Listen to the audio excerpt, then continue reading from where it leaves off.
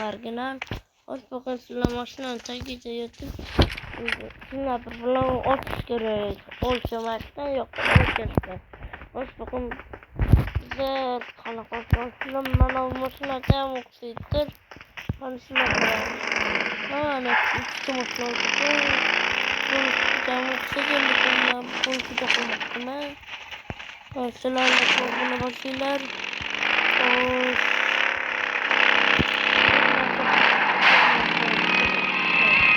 Kasıkta geldik. Kızayı oturduk.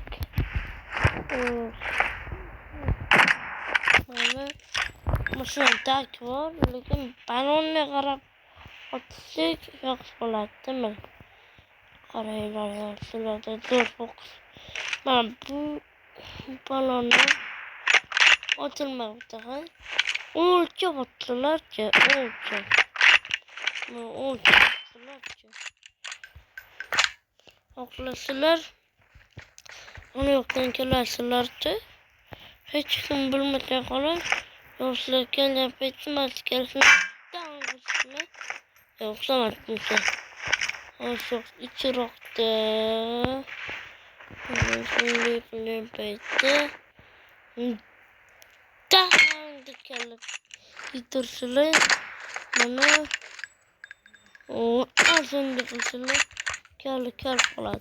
Arkadaşlarla oluşamazlar sıra Murat mı olsun. Ne? Arkadaşlar orada mahkumlar kolda yoktan kılavatlarlar bana. İşte. Anne. Gelestiklerle. Bu bacağını. Ben çok severdim. Gel. Kel demeyeleri diyor. Vay plan. Bana kanlı bana büyüktü kitamasını alıp gittiler. Bana ettiler. Bana yoksa korma yapıttı tuttu. Çalışını orada şarkılar. Ana. Masın takide atmalardı. Masın üstüde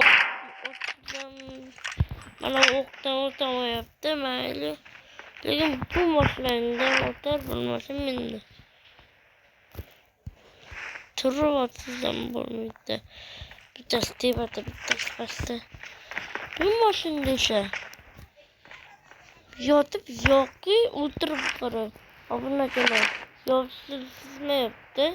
Şimdi karar maçını bu çırpıladı. Oksu anne ha.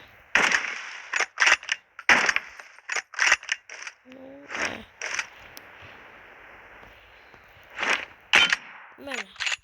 Şunu tutacağım burada.